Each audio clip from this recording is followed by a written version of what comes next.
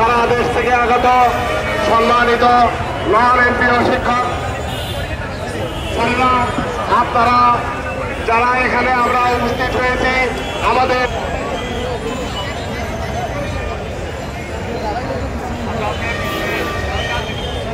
আমরা অত্যন্ত ধৈর্যের পরিচয় দেখেছি। সকাল থেকে কিছু বিশৃঙ্খল অবস্থার সৃষ্টি হয়েছিল।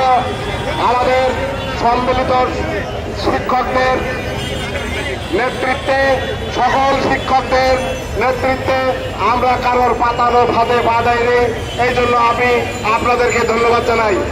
আপনারা ইতিমধ্যে লক্ষ্য করছেন আমাদের পশ্চিম দিকে আরেকটি সংগঠনের ব্যানারে কিছু শিক্ষক তারা আন্দোলন করতেছিল। এই আন্দোলন করার সময়ে তাদের উচ্ছৃঙ্খল আচরণের কারণে প্রশাসন থেকে তাদের ওখান থেকে বিভিন্ন দিকে বিচ্ছিন্ন করে দিয়েছে।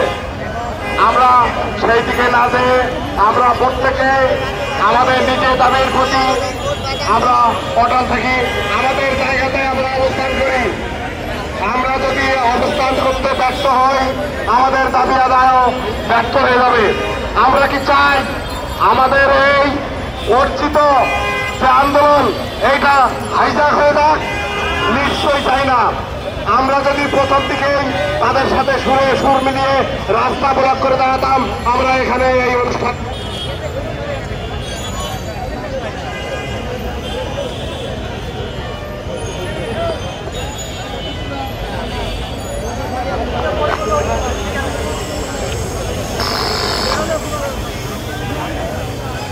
আমরা আমাদের দাবি প্রশ্ন করছি।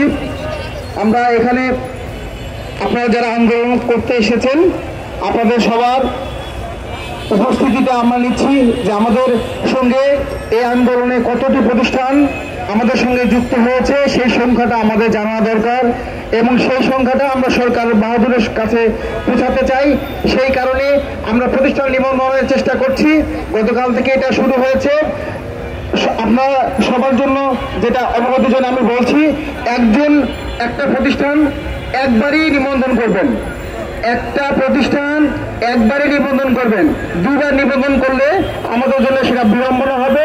আমাদের ডাটাবেজে সেটা একবারই কাউন্ট হবে, কিন্তু আপনি দুইবার কাউন্ট করবেন, এটা আমাদের জন্য একটা বিড়ম্বনা সৃষ্টি করবে।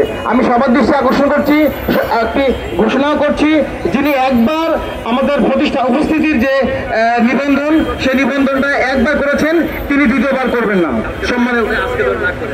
সম্মানিত উপস্থিতি, গতকাল যারা নিবন্ধন করেছেন তারা আজকে আর করবেন না, একবার করলেই হবে। সম্মানিত উপস্থিতি, আপনারা এই আষাঢ়ের মেঘমুক্ত আকাশ, এই আকাশের সূর্যের যে প্রখরতা, সেই প্রখর তাপের মধ্যে অত্যন্ত কাপড় ভরে প্রেস ক্লাবের সামনে রাজপথে বসে কঠোর আন্দোলন করছেন। সেই আন্দোলন করতে যারা এসেছেন, আমি তাদেরকে দেশের বিভিন্ন প্রান্ত থেকে যারা এসেছেন সবাইকে ধন্যবাদ জানাই। আজকে 22শে জুন, বর্তমান সরকার যে বাজেট উপস্থাপন করতে যাচ্ছে, সেই বাজেটে আজকে সরকার ঘোষণা করেছে যে আজকে 22 তারিখই মতামত নেওয়ার শেষ দিন। আমরা রাজপথে মতামত দিতে এসেছি। মাননীয় অর্থমন্ত্রী, মাননীয় অর্থ উপদেষ্টা, মাননীয় প্রধান উপদেষ্টা, মাননীয় শিক্ষা উপদেষ্টা, আমরা এই যে প্রস্তাবিত বাজেট, সেই বাজেটে অর্থ নিতে এসেছি। আমরা এখানে সন্ত্রাসী কর্মকাণ্ড করতে আসিনি। আমরা আপনাদেরকে বারবার লিখিত আবেদন দিয়ে অর্থ বরাদ্দ দেওয়ার দাবি করেছি। আজকে আমরা গত সপ্তাহে আলটিমেটাম দিয়েছিলাম বিএনপি মুক্তি করার জন্য। সেই আলটিমেটামে মেয়াদ পার হয়ে গেছে। আজকে আমরা রাজপথে এসেছি, অর্থ বরাদ্দ দিন, প্রতিষ্ঠান